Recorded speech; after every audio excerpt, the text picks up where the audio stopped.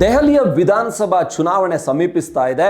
ದೆಹಲಿಯನ್ನ ಹೇಗಾದ್ರೂ ಮಾಡಿ ಗೆದ್ದುಕೋಬೇಕು. ಇದು ನರೇಂದ್ರ ಮೋದಿ ಪಡೆಗೆ ಬಿಗ್ ಚಾಲೆಂಜ್. ಯಾಕಂದ್ರೆ ಎರಡೆರಡು ಬಾರಿ ದೆಹಲಿನ ಗೆದ್ದುಕೊಳ್ಳೋಕ್ಕಾಗಲಿಲ್ಲ. ಅರವಿಂದ್ ಕೇಜ್ರಿವಾಲ್ ಅನ್ನುವಂಥ ಒಬ್ಬ ನಾಯಕ ಉದಯಿಸಿದ ನಂತರನೇ ದೆಹಲಿನ ಗೆದ್ದುಕೊಳ್ಳೋಕ್ಕಾಗಲಿಲ್ಲ ಅಂದ್ರೆ ನರೇಂದ್ರ ಮೋದಿ ಅನ್ನುವಂಥ ಶಕ್ತಿ ಇದೆಯಾ?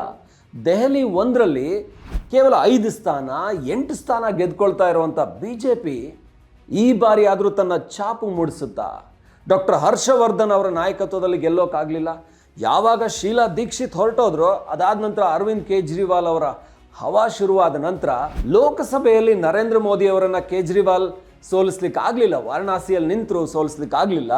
2014ರಲ್ಲಿ ನರೇಂದ್ರ ಮೋದಿಗೆ ಸಮನಾದ ಒಬ್ಬ ಪ್ಯಾರಲಲ್ ಲೀಡರ್ಶಿಪ್ ಬರ್ತಾ ಇದೆ ಅಂತ ಅಂದ್ಕೊಂಡಿದ್ದಾಯಿತು, ಆದರೆ ಬರಲಿಲ್ಲ.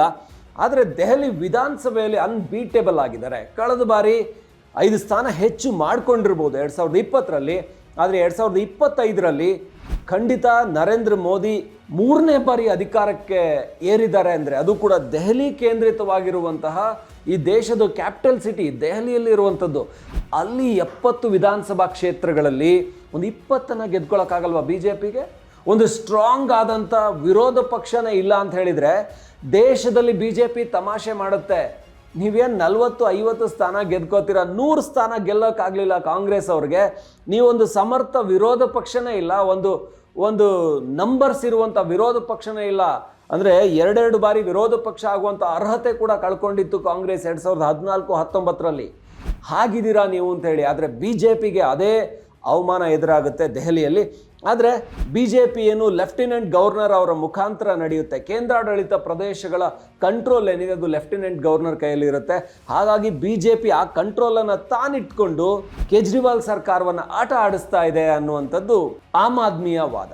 ಆಮ್ ಆದ್ಮಿ ಆ ರೀತಿಯ ಒಂದು ಸ್ಟ್ರಾಂಗ್ ಆದಂಥ ಡೆವಲಪ್ಮೆಂಟಲ್ ಮಾಡೆಲನ್ನು ತಂದಿಟ್ಟು ಮೊಹಲ್ಲಾ ಕ್ಲಿನಿಕ್ ಆಗಿರ್ಬೋದು, ಗೌರ್ಮೆಂಟ್ ಸ್ಕೂಲ್ಸನ್ನು ಅಭಿವೃದ್ಧಿ ಮಾಡಿದ್ದಾಗಿರ್ಬೋದು, ಇದೆಲ್ಲವನ್ನ ಮಾಡಿ ಪಂಜಾಬನ್ನು ಗೆದ್ಕೊಂಡ್ರು.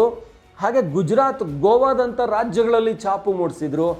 ಆದರೆ ಬಿಜೆಪಿಗೆ ಬೇರೆಲ್ಲ ಕಡೆ ತನ್ನ ಶಕ್ತಿನ ಎಕ್ಸ್ಟೆಂಡ್ ಮಾಡ್ಕೋತಾ ಇದ್ದಾರೆ. ಆದರೆ ತಾನಿರುವ ಮನೆಯಲ್ಲೇ ಗೆಲ್ಲೋಕ್ಕಾಗ್ತಾ ಇಲ್ಲ. ಈ ಬಾರಿ ಬಿಜೆಪಿ ಗೆಲ್ಲುತ್ತಾ? ಇಲ್ಲಿ ಇನ್ನೊಂದು ವಿಚಾರ ಅಂದರೆ, ಬಿಜೆಪಿ ಈ ಬಾರಿ ದೆಹಲಿಯ ಸ್ತಬ್ಧ ಚಿತ್ರವನ್ನು ಈ ಬಾರಿ ಜನವರಿ 26ರ ರಿಪಬ್ಲಿಕ್ ಡೇ ಪರೇಡ್ಗೆ ಆಯ್ಕೆ ಮಾಡಿಲ್ಲ. ಯಾಕಿಂತ ರಿಸ್ಕ್ ತಗೊಂಡ್ರು ಬಿಜೆಪಿಯವರು? ಅಂದರೆ ದೆಹಲಿಯಲ್ಲಿ ಆಮ್ ಆದ್ಮಿ ಇದೆ, ಆದರೆ ಚುನಾವಣೆ ಇರುವಂಥ ಸಂದರ್ಭದಲ್ಲಿ ಯಾಕೆ ರಿಸ್ಕ್ ಅಂತ ತಗೊಂಡ್ರು? ಚುನಾವಣೆ ಹಾಗಾದರೆ ದೆಹಲಿ ಗೆಲ್ಲುವಂಥ ಆಸೆ ಬಿಜೆಪಿಗಿಲ್ವಾ? ಇದೆಲ್ಲ ವಿಚಾರಗಳು ಓಡಾಡ್ತಾ ಇರುವಾಗ ಈ ಬಾರಿ ಆದರೂ ದೆಹಲಿನ ಕಾನ್ಸಂಟ್ರೇಟ್ ಮಾಡಿದೆಯಾ ಬಿಜೆಪಿ? ಯಾರ ಮುಖ? ಕಳೆದ ಬಾರಿ ಮನೋಜ್ ತಿವಾರಿ ಅವ್ರನ್ನ ಇಟ್ಕೊಂಡು ಚುನಾವಣೆಗೆ ಹೋಗಿದ್ರು.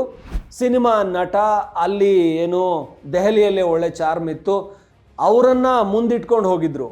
ಆದರೆ ಈ ಗೌತಮ್ ಗಂಭೀರ್ ಆಗಿರ್ಬೋದು, ದೆಹಲಿಯಿಂದ ಅವರು ಸಂಸದರಾದರು. ಅದಾದ ನಂತರ ಸಂಸದ ಸ್ಥಾನ ಅವರು ಬಿಟ್ಟರು, ರಾಜಕೀಯದಿಂದನೇ ಹೊರಗೆ ಬಂದರು. ಆಮೇಲೆ ಕೋಲ್ಕತ್ತಾ ಕೋಚ್ ಆದರು, ಅದನ್ನು ಚಾಂಪಿಯನ್ ಮಾಡಿದರು.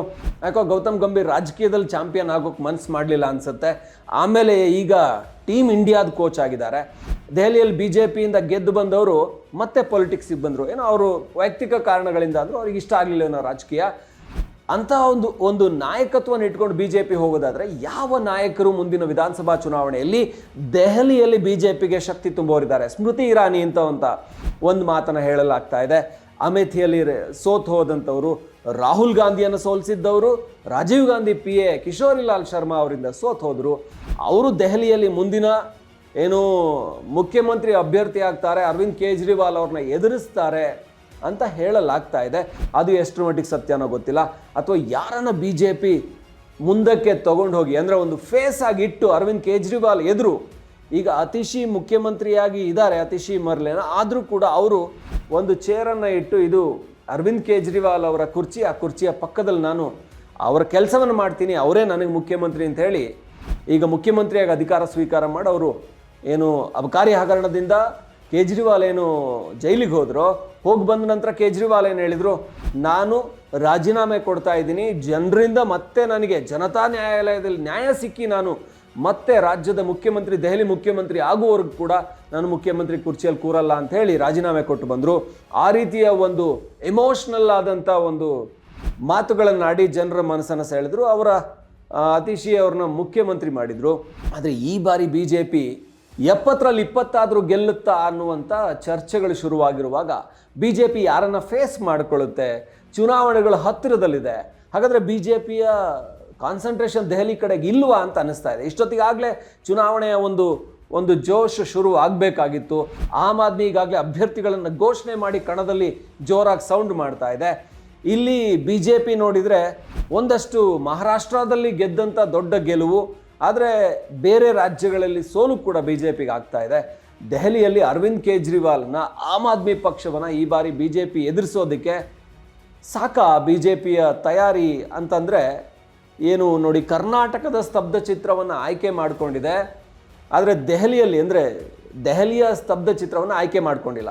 ಒಂದು ಕಡೆ BJP ಚುನಾವಣೆಗೋಸ್ಕರನೇ ಕೆಲವೊಂದು ಗಿಮಿಕ್ ಮಾಡುತ್ತೆ. ಯಾವ್ಯಾವ ರಾಜ್ಯಗಳಲ್ಲಿ ಚುನಾವಣೆ ಇದೆಯೋ ಆ ರಾಜ್ಯಗಳ ಮಹಾನ್ ನಾಯಕರಿಗೆ ಭಾರತ ರತ್ನ ಕೊಡುತ್ತೆ. ಕಳೆದ ಬಾರಿ ಏನು PV ನರಸಿಂಹರಾವ್ ಅವರಿಗೆ ಭಾರತ ರತ್ನ ಕೊಟ್ಟಿದ್ದಾಗ ಆ ರೀತಿಯ ಚರ್ಚೆಗಳೆದುರಾಗಿತ್ತು. ಆಮೇಲೆ ಬೇರೆ ಬೇರೆ ವ್ಯಕ್ತಿಗಳಿಗೆ ಯಾರ್ಯಾರಿಗೆಲ್ಲ ಭಾರತ ರತ್ನ ಕೊಡುತ್ತೋ ಅದೆಲ್ಲ ಚುನಾವಣೆಗೆ ಪೂರಕವಾಗಿ ಕೊಡ್ತಾರೆ ಅಂಥೇಳಿ. ಆದರೆ ಈ ಬಾರಿ ದೆಹಲಿಯ ಸ್ತಬ್ಧ ಚಿತ್ರವನ್ನು ಏನು ರಿಪಬ್ಲಿಕ್ ಡೇ ಪೆರೇಡ್ನಲ್ಲಿ ಹೋಗುತ್ತೆ ಅದನ್ನು ರಿಜೆಕ್ಟ್ ಮಾಡಿ ಕರ್ನಾಟಕದನ್ನು ಸೆಲೆಕ್ಟ್ ಮಾಡಿದ್ದಾರೆ. ಅಂದರೆ ಅದಕ್ಕೊಂದು ಏನು ವಾರ್ತಾ ಇಲಾಖೆ ಅದೆಲ್ಲವನ್ನು ಸೇರಿಕೊಂಡು ಸೆಲೆಕ್ಟ್ ಮಾಡ್ತಾರೆ. ಯಾವ ಸ್ತಬ್ಧ ಚಿತ್ರ ಇರಬೇಕು ಅನ್ನೋದು, ಅಂದರೆ ಅದಕ್ಕೊಂದಷ್ಟು ಕ್ರೈಟೀರಿಯಾ ಇರುತ್ತೆ, ಅದರ ಬೇಸ್ ಮೇಲೆ ಸೆಲೆಕ್ಟ್ ಮಾಡ್ತಾರೆ. ಕಳೆದ ಬಾರಿ ಕರ್ನಾಟಕದವ್ರು ನಮ್ಮ ಸ್ತಬ್ಧ ಚಿತ್ರ ಸೆಲೆಕ್ಟ್ ಆಗಿಲ್ಲ ಅಂತ ಬಾರಿ ಪ್ರತಿಭಟನೆ ವ್ಯಕ್ತಪಡಿಸಿದ್ರು. ಈ ಬಾರಿ ಕರ್ನಾಟಕದ ಸೆಲೆಕ್ಟ್ ಆಗಿದೆ, ಹಾಗಂತ ಕರ್ನಾಟಕ ಚುನಾವಣೆ ಇದೆಯಾ? ಚುನಾವಣೆ ಇಲ್ಲ. ಹಾಗಾದರೆ ಯಾಕೆ ಸೆಲೆಕ್ಟ್ ಮಾಡಿದರು?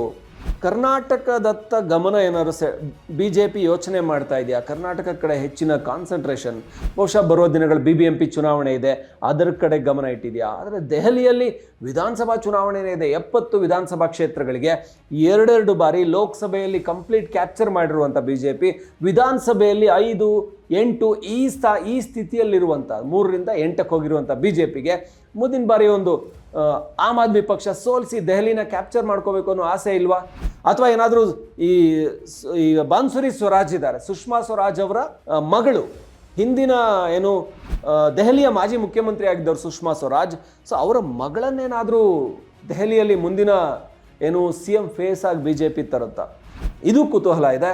ಸದ್ಯಕ್ಕಂತೂ ಎಲ್ಲವೂ ಕೂಡ ಸಸ್ಪೆನ್ಸ್. ಆದರೆ BJP ದೆಹಲಿ ವಿಚಾರವಾಗಿ ಯಾಕೆ ಈ ರೀತಿ ಗೆಲ್ಲುವ ಮನಸ್ಸಿಲ್ವಾ BJPಗೆ ಅಂತ ಎಲ್ಲರೂ ಚರ್ಚೆ ಮಾಡೋ ಹಾಗಾಗಿದೆ. ಸೊ ನಿಮಗೇನು ಅನಿಸುತ್ತೆ? ನೀವು ಕೂಡ ಈ ವಿಚಾರವಾಗಿ ಕಮೆಂಟ್ ಮಾಡ್ಬೋದು. BJPಯ ಲೆಕ್ಕಾಚಾರ ಏನು?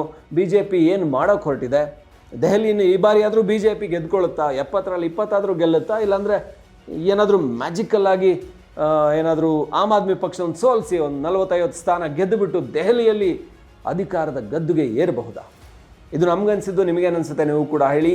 ನೋಡ್ತಾ ಇರಿ ರಾಜಕೀಯ ಸುದ್ದಿಗಳಿಗಾಗಿ, ವಿಶ್ಲೇಷಣೆಗಳಿಗಾಗಿ ಒನ್ ಇಂಡಿಯಾ ಕನ್ನಡ.